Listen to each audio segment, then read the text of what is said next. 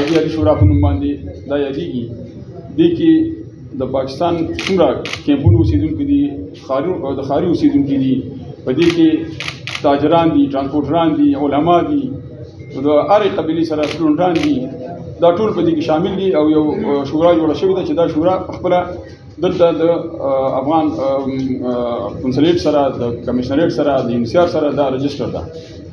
او موږ فی سبیل الله رضاکارانه ډول دا خدمت کوو د مهاجرینو. د هغې په راس کې دی زه بریلی میخیل یم. دویم د پاکستان شکریه ادا کوو، دا 65 کال یې موږ ته د سرپناه راکړه. موږ یې ډېر زیات خدمت کړی دی، هغه که میدان کې دی، تعلیمي میدان کې دی، په نورو کوم شعبو کې چې دي زموږ سره یې ډېر تعاون کړی.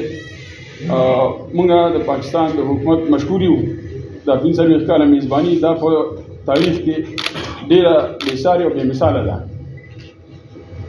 د دې نه وروسته هم د دې نه موږ د یو ښه نیت توقع لرو چې نور هم موږ سره سینه پراخه کړي او د حوصلې نه کار واخلي.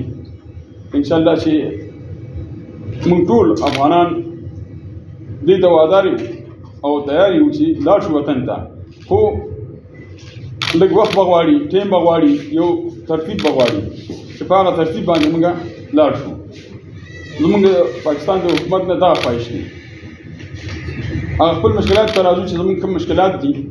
په موجوده وخت کې پاکستان اعلان کړی دی چې د 21 د مارچ پورې به ACC خلک خصوصا د اسلام آباد نه وځي او بیا به ټول د پاکستان هیواد نه به وځي.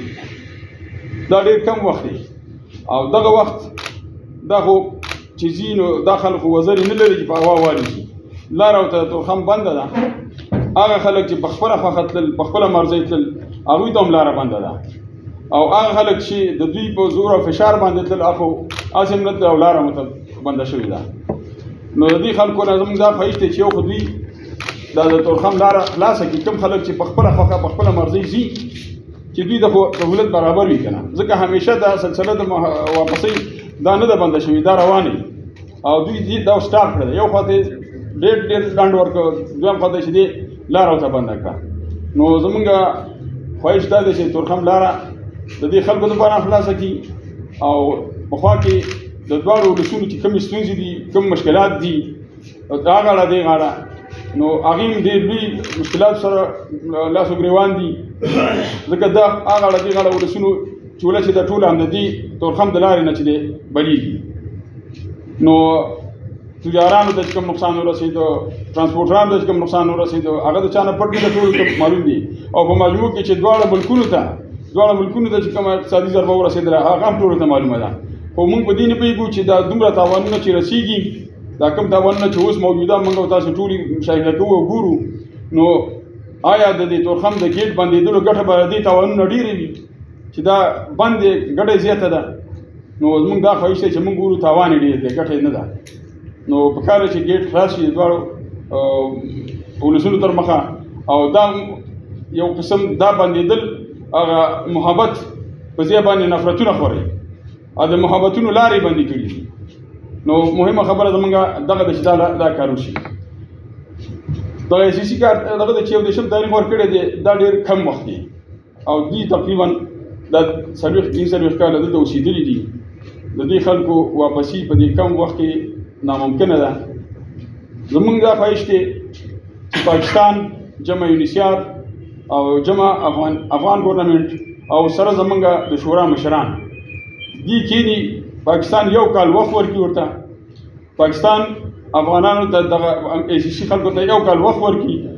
یو کال په موده کې داسې نه چې کال پس وځي، په دې کال په موده کې دوی یو پالیسي جوړه کړي.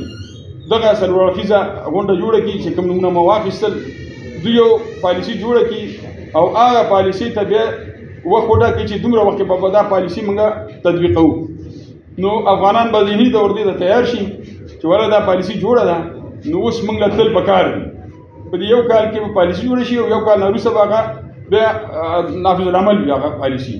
نو هغه چې زموږ په مشوره جوړه شوه انشاءالله چې یو مهاجر ته هم تکلیف نه وي، یو مهاجر به هم خفه نه وي. د دې ځای نه به دا ټول یو د خیرسګالۍ سفیران په توګه چې دی دغه ته لاړ شي، هغه نفرتونه چې کوم نن خورېږي د هغې مخنیوی به وشي. او د پاکستان سره به هغه ولسونه چې هلته اوس افغانستان ته ځي همیشه دا خلک وایي دا ولې نفرت نو موږ دا کوشش چې دا نفرتونه په محبتونو باندې بدل کړو او طریقه یې دغه ده.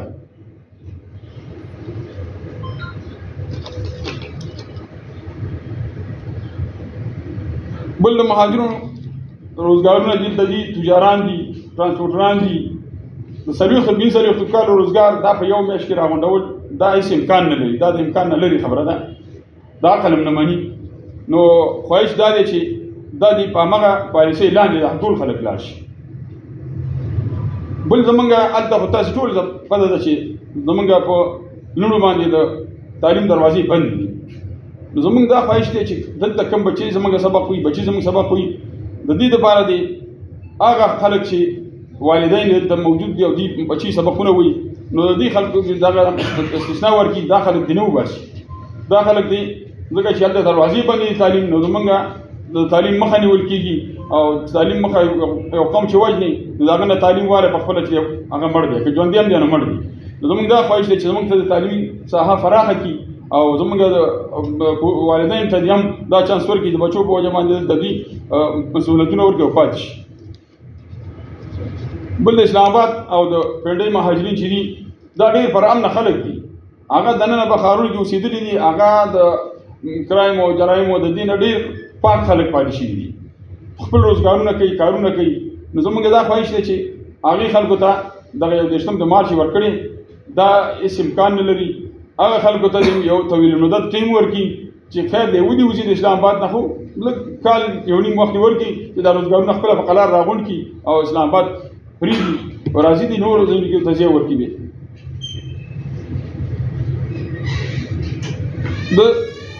دلته دوی وایي چې دا غیر قانوني مهاجر دي. ACC کارډ لرونکي دا کوم چې زیډ کارډ دی افغان سټیزن کارډ چې ورته وایي ACC افغان سټیزن کارډ دا خلک هغه 2019 کې کارډونه ورکړي او هغې نه وروسته ورته دفترونه بند کړي دي دفتر یې نشته کارډ چې ورک شو دوباره بیا دی له دغه نشته دی چې کارډ ورته دغه شي ایشو شي نو بس غیر قانوني دی. نو زمونږ دا خواهش دی چې هغه خلک کارډونه یې ورک دي هغې ته کارډونه ورکړي او هغه خلک چې د دوی بچي پیدا شوي دي دوی ورته خو ورکوي خو ACC ته یې نه ورکوي د ACC دفترونه بند دي. نو پکار دی چې هغې دپاره هم د کارډونو سلسله جاري وساتلی شي.